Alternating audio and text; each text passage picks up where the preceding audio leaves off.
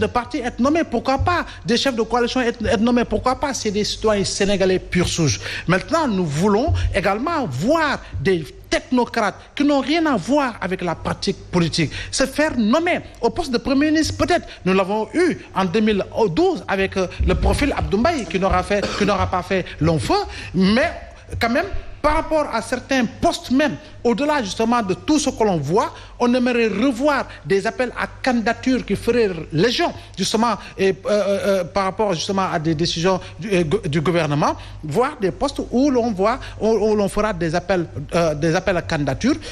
On choisit véritablement des hommes, des femmes qui ont l'expérience, qui ont l'expertise, qui ne sont pas véritablement dans des clans politiques, qui ne seront pas obligés de verser dans du clientélisme politique, qui ne seront pas obligés de verser dans le recrutement politique, parce qu'il y a certaines sociétés nationales qui aujourd'hui sont sous terre, l'acte de décès délivré.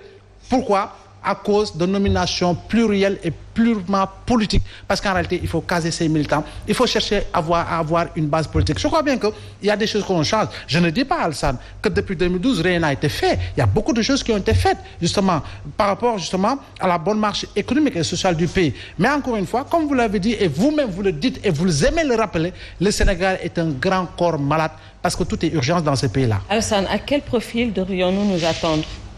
Vous savez, bien entendu, je ne vous demanderai pas de dévoiler les secrets de votre réunion. Mais à quel profil devrions-nous nous attendre? Nous n'avons pas été élus pour faire des appels à candidature.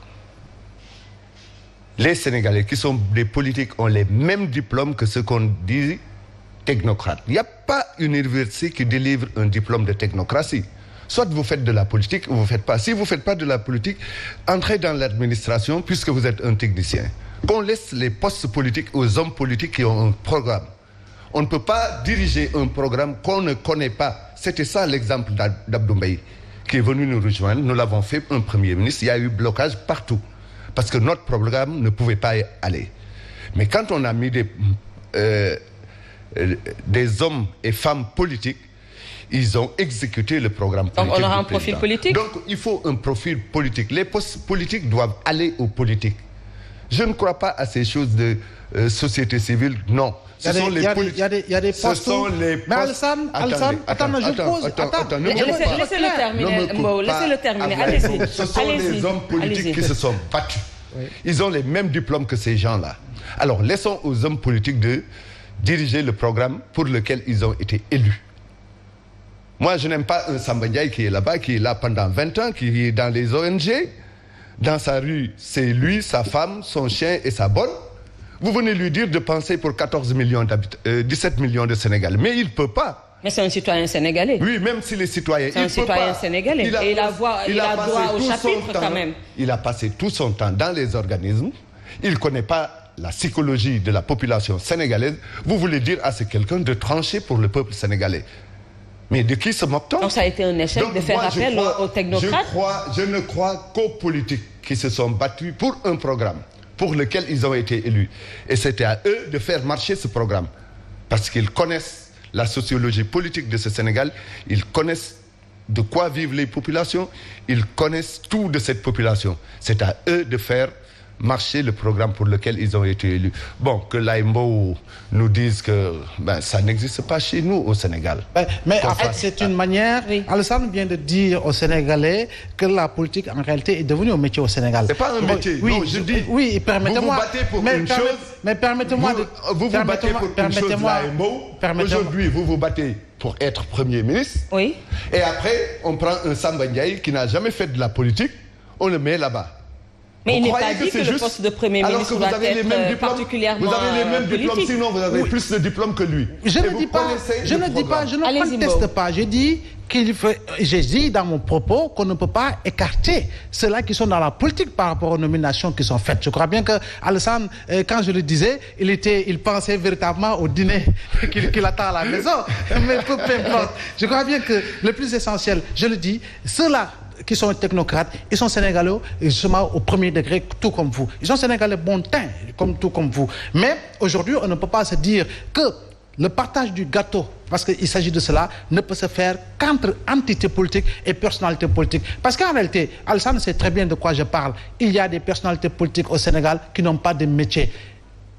C'est des transhumants éternels, c'est des mouches qui cherchent véritablement la mangue pourrie pour pouvoir justement prendre ce qu'il faut prendre. Mais je crois bien que aujourd'hui, plus que jamais, il faut quand même que l'on puisse chercher la bonne graine partout et dans tous les cercles. C'est de cela que je parle. Maintenant, on va nous dire, oui, il n'y a que les politiques qui doivent être nommés au nom de quoi? Au nom de quoi? Alors, attendons, disons que les militants...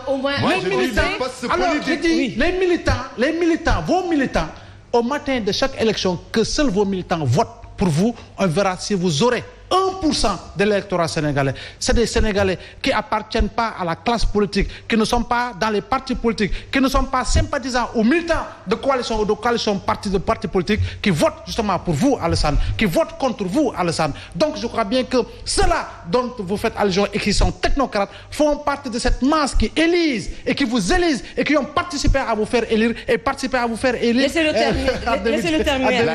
Alassane, oui, terminez. On termine avec vous, vraiment. Oui. Les hommes politiques vendent un rêve. Oui. Ils ont le courage de vendre ce rêve aux populations.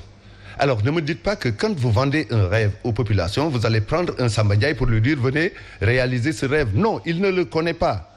Le réveil ne sera pas cauchemardesque. Si le Samba Ndiaye est technicien, il se dit technocrate, il n'a qu'à rentrer dans l'administration pour faire ce qu'il sait faire. Qu'on laisse aux politiques le soin de diriger les postes politiques. Moi, c'est ça que je dis. On se bat pour prendre les destinées du pays. On ne va pas prendre d'autres gens qui n'ont jamais fait de la politique, qui ne connaissent rien du Sénégal, pour leur dire « Pensez pour ces gens-là ». Moi, je trouve que c'est inadmissible. Ce que vous voulez là, en disant « Oui, il faut des appels d'offres et autres ». Mais ça existe où en Afrique? Pour certains postes clés, pour des postes clés. Et pour des postes de souveraineté, je dis bien. Les politiques ont les mêmes diplômes que ceux que vous dites technocrates.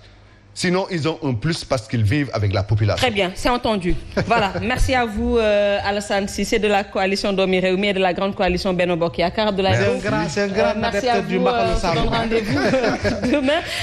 Chers téléspectateurs, merci d'avoir été en notre compagnie. Dans quelques minutes, après la page publicitaire, je vous retrouve pour la grande édition du soir. À tout à l'heure.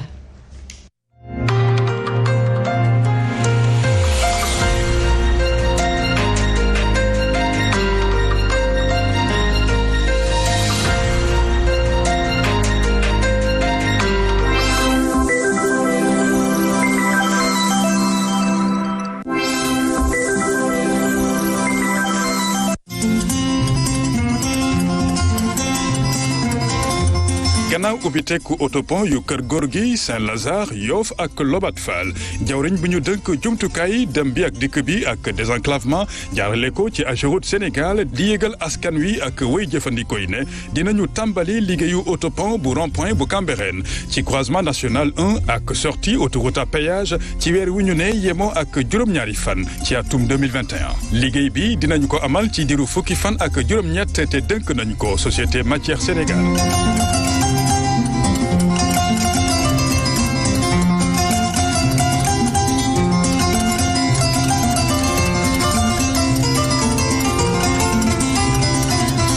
yombal leen dem bi ak dikk bi am na yoonu tekki bu ñu leen fay defal.